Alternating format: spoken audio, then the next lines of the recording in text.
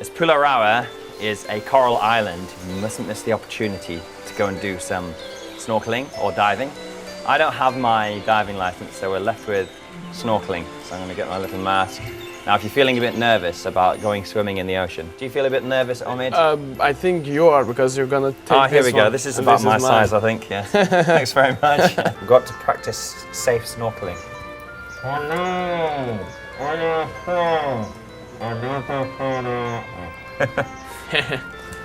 Okay. It's okay. Why not we try that one?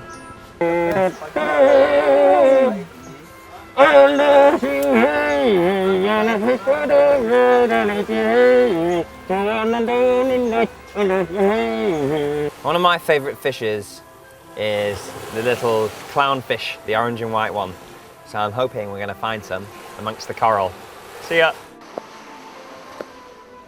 As Donald Duck, myself, and Daffy Duck, Omid, waddle our way into the turquoise waters, we are really excited to be greeted by the amazement of the underwater world of Rawa. It takes us just a couple of minutes before we encounter what is surprisingly pretty friendly marine life. It never fails to fascinate me, the sheer grandeur and the scenic fixtures that exist within this world, which is so separate from our own.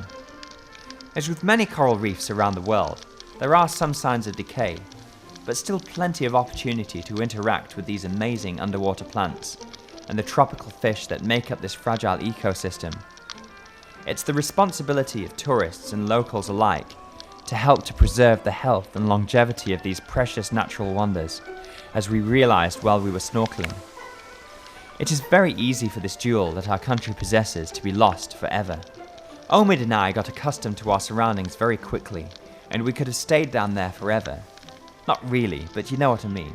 It's easy to lose so much time wandering around, finding strange and alien-like outgrowths and beautifully coloured sea life.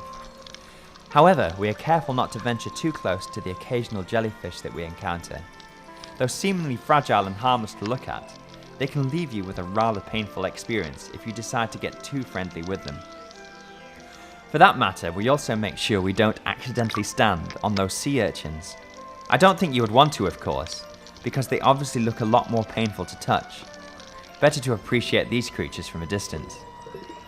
The colour scheme of the coral is as if somebody deliberately painted them. It makes you realise that a lot of the bright colours that we see in day-to-day life are clearly inspired by those of nature.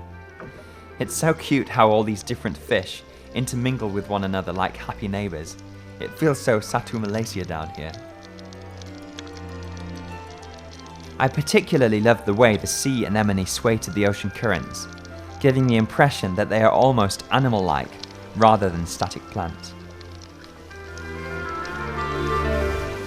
Well, I did manage to see the clownfish amongst one of the little bits of coral. Unfortunately, didn't find the Little Mermaid Ariel. Yeah. We'll have to find her next time. Tomorrow, yeah. Rawa's waters are home to an abundance of corals.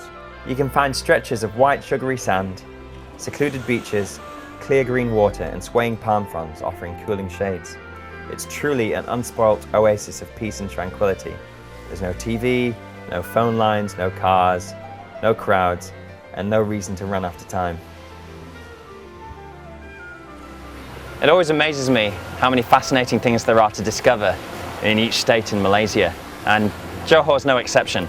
I mean, people often think of Johor as just like the gateway to Singapore, but we've experienced some amazing things here, haven't we? Yeah, true. Honestly, when I was back home, people was telling me, few people, you should go to Malaysia, go to Johor Bahru. I'll tell you, you will see something different.